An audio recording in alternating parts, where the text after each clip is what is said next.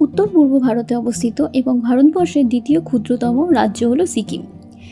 অন্যভাবে বলতে গেলে প্রতিটি ভ্রমণ পিপাসু বাঙালিদের অন্যতম পছন্দের জায়গা হলো এই সিকিম, কারণ সিকিম তার রূপের সৌন্দর্য ভ্রমণার্থীদের আজও মুগ্ধ করে চলেছে। এই সিকিম থেকে বিশ্বের দ্বিতীয় উচ্চতম শৃঙ্গ কাঞ্চনজঙ্ঘা সহ অন্যান্য শৃঙ্গগুলি খুব ভালোভাবে দেখা যায়। এক কথায় বলা যায়, প্রকৃতি যেন তার সমস্ত সৌন্দর্য উজাড় করে দিয়েছে এই সিকিমে। ভারতে প্রথম গ্লাস ব্রিজ বা স্কাইওয়াক দেখতে হলে আপনাদের আসতে হবে পেলিংয়ে। এশিয়ার দ্বিতীয় উচ্চতম হ্যাঙ্গিং ব্রিজ অর্থাৎ সিংসর ব্রিজ, সেটিও দেখার জন্য আপনাকে আসতেই হবে সেই পেলিংয়ে। সিকিমের বিখ্যাত মনোমুগ্ধকর বুদ্ধা পার্ক ও একমাত্র চায়ের বাগান দেখার জন্য আপনাকে আসতে হবে রাবাংলাতে। এছাড়া নামচির চারধাম তো জগৎ বিখ্যাত। ছোট বড় মন্দির, মনস্ট্রি ও মন ভালো করে দেওয়ার মতো প্রচুর ওয়াটারফলস রয়েছে পুরো সিকিম জুড়ে। সিকিম রাজ্যটি চারটি ভাগে বিভক্ত: নর্থ সিকিম, ইস্ট সিকিম বা সিল্ক রুট, সাউথ সিকিম ও ওয়েস্ট সিকিম। আমরা এই ট্যুরে কভার করব সাউথ সিকিমের নামচি ও রাবাংলা আর ওয়েস্ট সিকিমের পেলিং। নর্থ সিকিম ও ইস্ট সিকিম নিয়ে আমি অলরেডি দুটো প্লেলিস্ট বানিয়ে রেখেছি আমার চ্যানেলে, আপনারা চ্যানেল ভিজিট করে দেখতে পারেন, অথবা এই ভিডিওর ডেসক্রিপশনে লিঙ্ক দেওয়া থাকবে, সেখান থেকেও দেখতে পারেন। এই ভিডিওর মাধ্যমে আপনি জেনে নেবেন আপনি কিভাবে যাবেন, কোথায় থাকবেন, কি কি দেখবেন, সাউথ ও ওয়েস্ট সিকিমে আসার আদর্শ সময় কখন, 3 রাত 4 দিনের ট্যুর প্ল্যান কি হবে, পারমিট ও পার্কিংয়ের খরচ এবং আপনার কত খরচ হতে পারে। আমাদের সম্পূর্ণ ভ্রমণ অভিজ্ঞতাটি আমি দুটো ভিডিওর মাধ্যমে শেয়ার করব, না হলে একটি ভিডিও লেন্থ অনেক বড় হয়ে যাবে। আপনাদের অনুরোধ রইল যে আপনারা দুটো ভিডিও দেখবেন। আশা করি এই দুটো ভিডিও দেখলেই পেলিং, রাবাংলা ও নামচি ভ্রমণ নিয়ে সমস্ত খুঁটিনাটি তথ্য আপনারা পেয়ে যাবেন। প্রথমে বলি আপনি কিভাবে আসবেন। শিয়ালদহ ও হাওড়া থেকে এনজিপি অথবা শিলিগুড়ি আসার অনেক ট্রেন রয়েছে। তাদের মধ্যে উল্লেখযোগ্য হলো Uttarbanga express, Kanchankanya express, Darjeeling mail, Padatik express, Saraighat express ও কামরূপ এক্সপ্রেস। প্রতিটি ট্রেনের টাইমিং ও টিকিট প্রাইস আপনি আইআরসিটিসি, রেল কানেক্টেড ও হোয়ার ইজ মাই ট্রেনের অ্যাপ্লিকেশন থেকে পেয়ে যাবেন। আপনি যদি ট্রেনের টিকিট না পান তাতেও কোনো অসুবিধা নেই। সেই ক্ষেত্রে কলকাতা ধর্মতলা থেকে বাস ধরে শিলিগুড়ি পৌঁছে যেতে পারেন সকাল সকাল, বা আপনি চাইলে ফ্লাইটে করেও আসতে পারেন বাগডোগরা এয়ারপোর্টে। আজ আমাদের ট্যুরের প্রথম দিন। হাওড়া থেকে কামরূপ এক্সপ্রেস ধরে আমরা পৌঁছালাম এনজিপি স্টেশনে। স্টেশনের এসি এক্সিকিউটিভ লাউনে ফ্রেশ হয়ে আমরা যাচ্ছি এনজিপি ট্যাক্সি স্ট্যান্ডে। সেখান থেকে আমাদের জন্য অপেক্ষা করছে আগের থেকে বুক করে রাখা আমাদের ড্রাইভার ভাই। যেহেতু আমরা প্যাকেজে যাচ্ছি তাই আমাদের হোটেল, ড্রাইভার, সাইট সিন সমস্ত কিছুই আগের থেকে বুক করে দিয়েছিলেন আমাদের ট্রাভেল এজেন্সি। এই ট্যাক্সি স্ট্যান্ড থেকে আপনি শেয়ার গাড়িও পেয়ে যাবেন। ছোট গাড়ি ভাড়া পড়বে 3 থেকে 3,500 ও বড় গাড়ি ভাড়া পড়বে 4 থেকে 4,500 পর্যন্ত পার ডে। যদিও এই rate season wise up down হয়। আপনি যদি বাসে করে পেলিং যেতে চান তাহলে আপনাকে শিলিগুড়ির এসএনটি বাস স্ট্যান্ড আসতে হবে। তবে প্রতিদিন মাত্র একটি বাস এখান থেকে সকালে 10:30টায় রওনা দেয় পেলিংয়ের উদ্দেশ্যে। মাথাপিছু ভাড়া পড়বে 250 টাকার মতো। আমাদের প্ল্যানটি ছিল প্রথম দিন নামচি, চারধাম হয়ে রাবাংলা যাব এবং নাইট স্টে সেখানেই করব। দ্বিতীয় ও তৃতীয় দিন পেলিংয়ের হোটেলে নাইট স্টে করব এবং পেলিংয়ের লোকাল সাইট সিন করব। আর চতুর্থ অর্থাৎ শেষ দিন পেলিং থেকে এনজিপি ফিরব।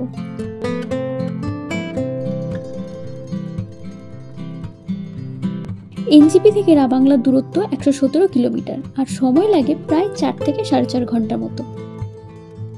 তিস্তার অপরূপ সৌন্দর্য উপভোগ করতে করতে আর রাস্তার দুপাশে সবুজে ঘেরা বিশাল পাহাড়গুলোকে আলিঙ্গন করতে করতে আমরা এগিয়ে চললাম আমাদের প্রথম গন্তব্যের দিকে।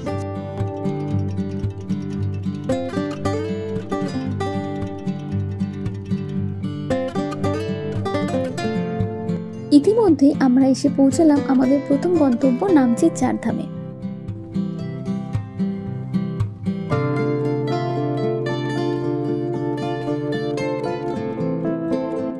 এখানে দেখতে পাচ্ছেন চারধামের সম্পূর্ণ টাইম টেবিলটি রয়েছে।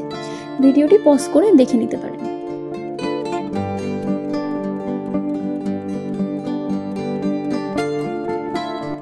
এখান থেকে আপনি বাড়ির জন্য মহাপ্রসাদ গ্রহণ করতে পারেন।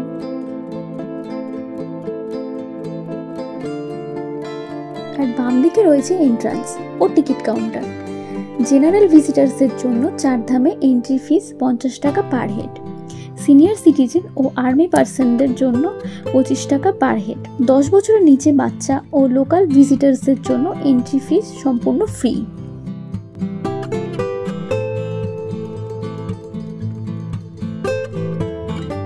মন্দির চত্বরে প্রবেশ করার আগে আপনাকে জুতো খুলে প্রবেশ করতে হবে। আর মনে রাখবেন, এখানে ড্রোন উড়ানো একদমই অ্যালাউড নয়। মন্দিরের পাশে রয়েছে অনেকগুলি দোকান ও বসার জায়গা।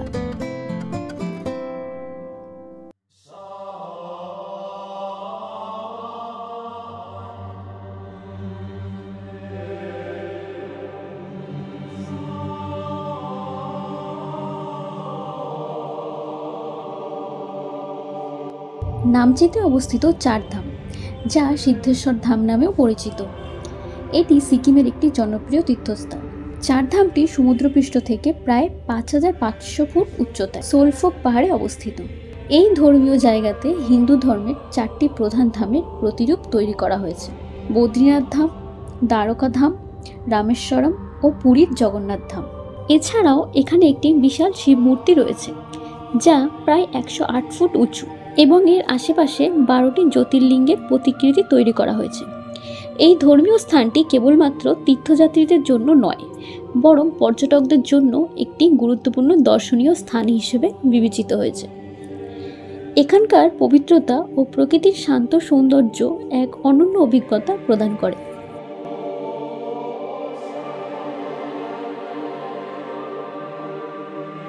ছাব্বিশ একর জায়গা জুড়ে তৈরি এই মন্দির চত্বরটি রং বেরঙের ফুল দিয়ে সাজানো গোছানো, তাই আপনাদের বেশ অনেকটা সময় এখানে মুহূর্তের মধ্যে কেটে যাবে। তবে মাথায় রাখতে হবে, প্রতিটি মন্দিরের ভেতরে ক্যামেরা বা মোবাইলের ফটোগ্রাফি ও ভিডিওগ্রাফি একদমই অ্যালাউড নয়।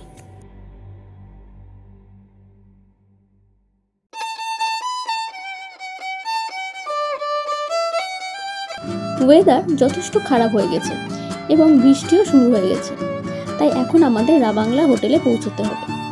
আমাদের হোটেল ছিল রাবাংলার পুলিশ স্টেশনের একদম পাশেই, হোটেল গ্রিন ডাক। আমি হোটেলের ডিটেলস ও কন্ট্যাক্ট নাম্বার ভিডিও ডেসক্রিপশনে দিয়ে রাখবো।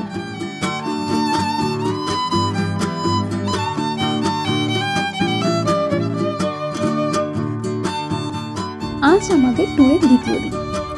আজ আমরা রাবাংলা থেকে সাইট সিন করতে করতে পেলিং যাব। এখন আমরা যাচ্ছি রাবাংলার বিখ্যাত বুদ্ধা পার্ক দেখতে। আর পথে যেতে যেতেই চোখে পড়ল মায়াবী কাঞ্চনজঙ্ঘা। এই কাঞ্চনজঙ্ঘা দেখার জন্য প্রচুর মানুষ সিকিমে আসেন। এখান থেকে যতটা পারলাম আপনাদের দেখানোর চেষ্টা করলাম। কাল রাতে বৃষ্টি হয়ে আজ আকাশ পুরো ক্লিয়ার, তাই কাঞ্চনজঙ্ঘার দর্শন করা আমাদের ভাগ্য হলো। পেলিং থেকে কাঞ্চনজঙ্ঘা সবথেকে ভালোভাবে দেখা যায়।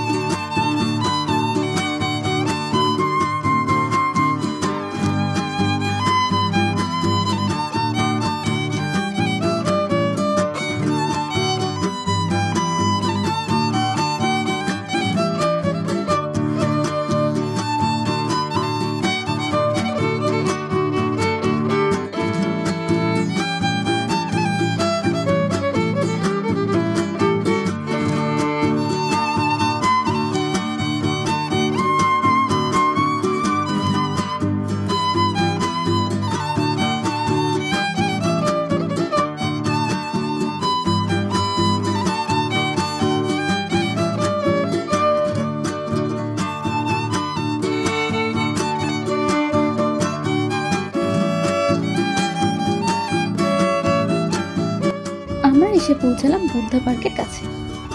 পার্কটি ওপেন হয় সকাল 9টায়।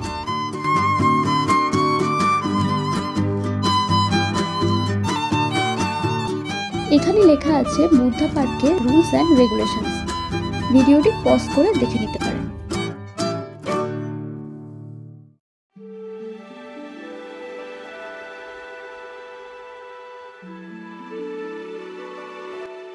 এই বুদ্ধা পার্কের এন্ট্রি ফি 80 টাকা মাথা পিছু, আর ই কার্ডগুলো করে পুরো পার্কটি ঘুরে দেখতে পারেন প্রতি 5 জনের জন্য 300 টাকা করে।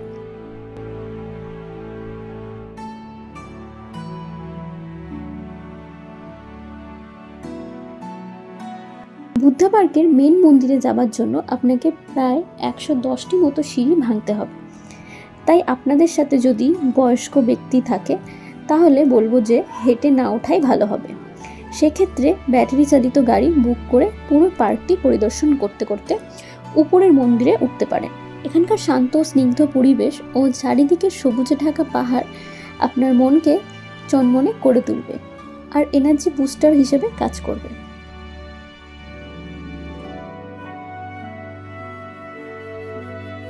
সিকিমের একটি ছোট্ট পাহাড়ি অঞ্চল হলো রাবাংলা।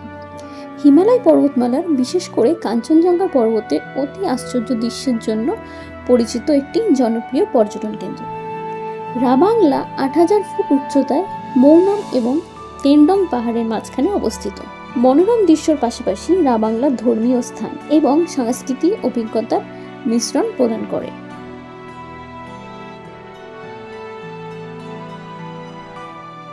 এই বুদ্ধা পার্কটি 2013 সালে গৌতম বুদ্ধের 2550তম জন্মবার্ষিকীতে উদ্বোধন করা হয়েছিল। সম্পূর্ণ তামার তৈরি বুদ্ধ মূর্তিটি উচ্চতা 130 ফুট। আকাশ পরিষ্কার থাকলে বুদ্ধ মূর্তির পেছন থেকে বরফে ঢাকা সুন্দর কাঞ্চনজঙ্ঘা দেখা যায়। বুদ্ধা মূর্তির পাদদেশে রয়েছে একটি মনেস্ট্রি, যেখানে আমরা এখন যাচ্ছি। তবে মনেস্ট্রির ভেতরে ফটো তোলা বা ভিডিও করা অ্যালাউড নয়।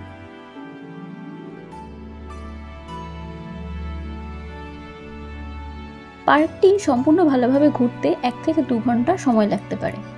এই বুদ্ধা পার্কটি তথাগত ছাল নামেও পরিচিত। পার্কটি 2006 থেকে 2013 সালের মধ্যে নির্মাণ করা হয় আর 25শে মার্চ 14তম দলাই লামার দ্বারা উদ্বোধন করা হয়। রাবাংলার বুদ্ধা পার্ক একটি ভ্রমণ স্থান, যেখানে ধর্মীয় আধ্যাত্মিকতা এবং প্রাকৃতিক সৌন্দর্য একত্রিত হয়েছে।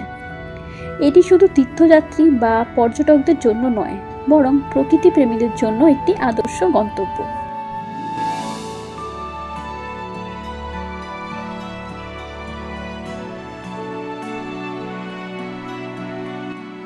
এখন আমরা যাচ্ছি নামচির টিমিটি গার্ডেন দেখতে। যেহেতু আগের দিন বৃষ্টি হচ্ছিল আর ওয়েদারও খারাপ ছিল, তাই যেতে পারিনি। সেই জন্য ডিসাইড করলাম যে আজ চা বাগানটি দেখে তারপর পেলিংয়ের উদ্দেশ্যে রওনা দেব।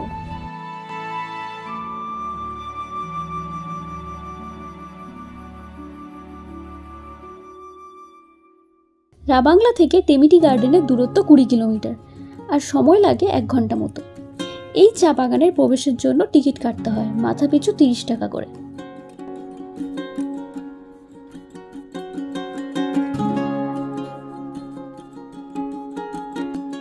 ভেতরে এই ছোট্ট দোকানে পাওয়া যাচ্ছে চা বাগানের কর্মীদের পোশাক, যেই পোশাকগুলি পরে আপনারা ফটোগ্রাফি করতে পারবেন। মহিলাদের পোশাকগুলির দাম 100 টাকা ও পুরুষদের পোশাকগুলির দাম 50 টাকা।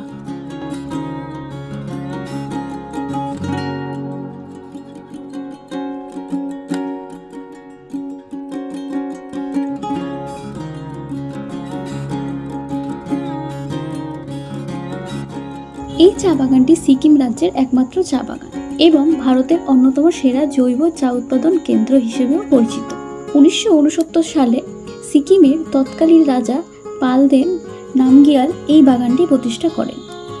এখানকার সবুজ চা গাছের সারি, পাহাড়ি চাল, নীল আকাশ এবং কাঞ্চনজঙ্ঘার ঝলমলে দৃশ্য আপনাকে প্রফুল্লিত করবেই। নভেম্বর মাসে যদি এখানে আসেন তাহলে চেরি ব্লসম ফুলের সৌন্দর্য আপনাকে আরও মনোমুগ্ধকর করে তুলবে। টেমিটি গার্ডেনটি কেবল একটি চা বাগানই নয়, বরং প্রকৃতি, কৃষি ও সংস্কৃতির এক অনন্য মিলনস্থল। প্রকৃতিপ্রেমী, চা অনুরাগী ও ভ্রমণকারীদের জন্য এটি সিকিমের এক অপরিহার্য গন্তব্য। এখানকার চা আপনি অবশ্যই বাড়ির জন্য নিয়ে যেতে পারেন ও আপনি নিজেও একবার ট্রাই করতে পারেন।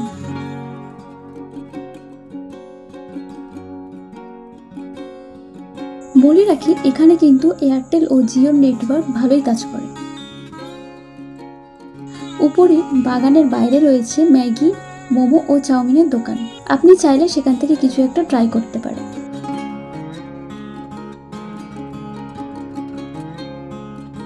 টিমিটি গার্ডেন দেখে এবার আমরা যাচ্ছি লোয়ার পেলিংয়ে। যেহেতু বয়স্ক মানুষ ছিল আমাদের সাথে, তাই আমরা আপার পেলিংয়ে থাকিনি। তবে আমি বলবো আপনি চেষ্টা করবেন আপার পেলিংয়ের হোটেলে থাকতে, কারণ সেখান থেকে কাঞ্চনজঙ্ঘা একদম ভালোভাবে ও কাছ থেকে দেখা যায়।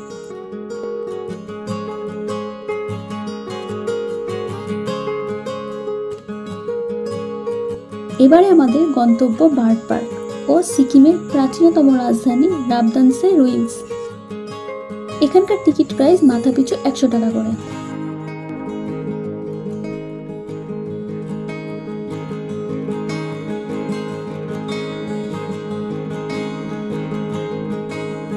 এখানে টিকিট চেক করিয়ে বার্ড পার্কে প্রবেশ করতে হবে।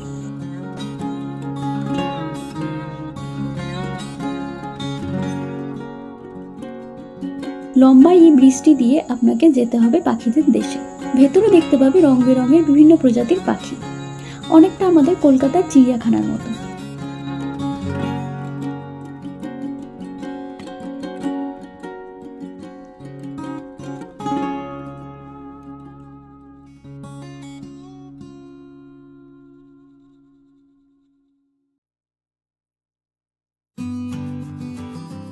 সিটকিয়াং তুলকু বার্ড পার্কটি সিকিমের একমাত্র পক্ষী অভয়ারণ্য। 2015 সালে প্রতিষ্ঠিত এই পার্কটি সিকিম সরকার ও পর্যটন বিভাগের যৌথ উদ্যোগে গঠিত হয়েছিল, যা স্থায়ী ও পরিযায়ী পাখিদের জন্য একটি নিরাপদ আশ্রয়স্থল হিসেবে কাজ করে। এই পার্কে 600-এরও বেশি প্রজাতির পাখি রয়েছে। পার্কটি খোলা থাকে প্রতিদিন সকাল 10টা থেকে বিকেল 4টে পর্যন্ত।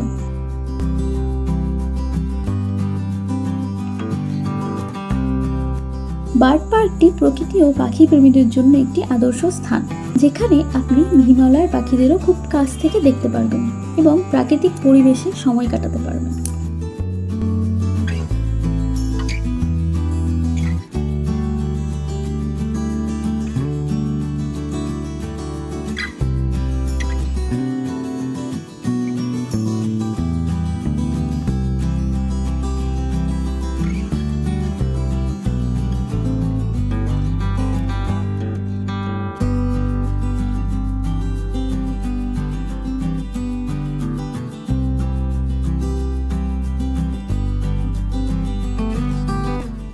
বার্ড পার্ক দেখে আমরা এখন যাচ্ছি রাবদানসে রুইন্স দেখার জন্য।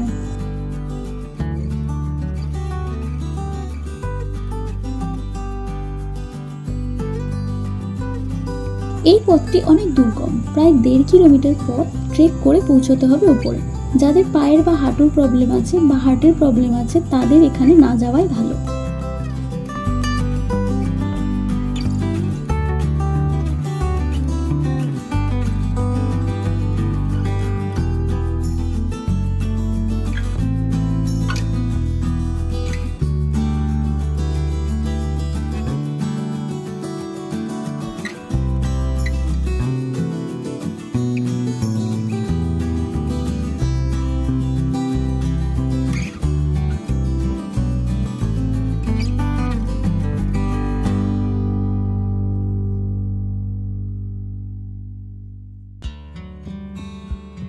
রাবদানসে ধ্বংসাবশেষ পেলিং শহর থেকে প্রায় 3 কিলোমিটার দূরে অবস্থিত।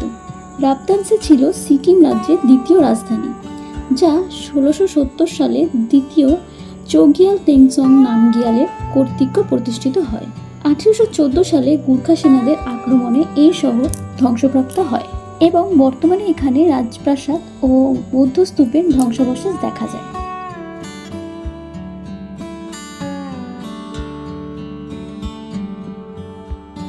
এই রাবদানসে রুইন্স থেকে কাঞ্চনজঙ্ঘা পর্বতমালার অপূর্ব দৃশ্য উপভোগ করা যায়। ইতিহাস প্রেমী ও প্রকৃতি অনুরাগীদের জন্য এটি একটি অবশ্য দর্শনীয় স্থান। এই স্থানটি ইউনেস্কোর ওয়ার্ল্ড হেরিটেজ সাইটের তকমা পেয়েছে।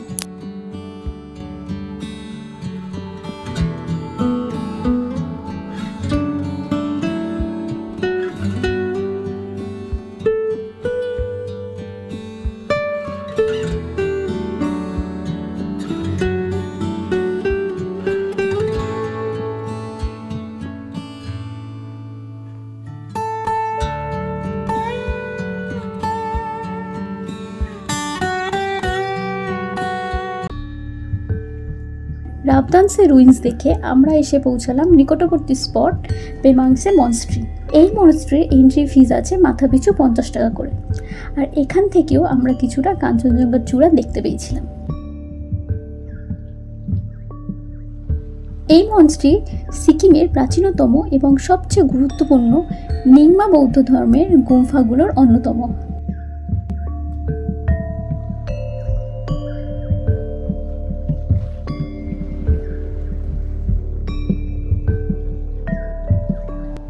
পেমাংসি শব্দের অর্থ সবচেয়ে নিখুঁত ও পবিত্র উপত্যকা। 1705 সালে লাতসুন চেম্পো নামে এক বিখ্যাত লামা দ্বারা এই মঞ্চটি প্রতিষ্ঠিত হয়। ভেতরে ফটো তোলা বা ভিডিও করা অ্যালাউ নেই, তবে কাঠ ও পাথরের কারুকার্যে নির্মিত এই 3 তলা মঞ্চটির ভেতরে রয়েছে বৌদ্ধ দেবদেবীদের বিশাল ভাস্কর্য, ধর্মীয় চিত্র এবং প্রাচীন ধর্মগ্রন্থ।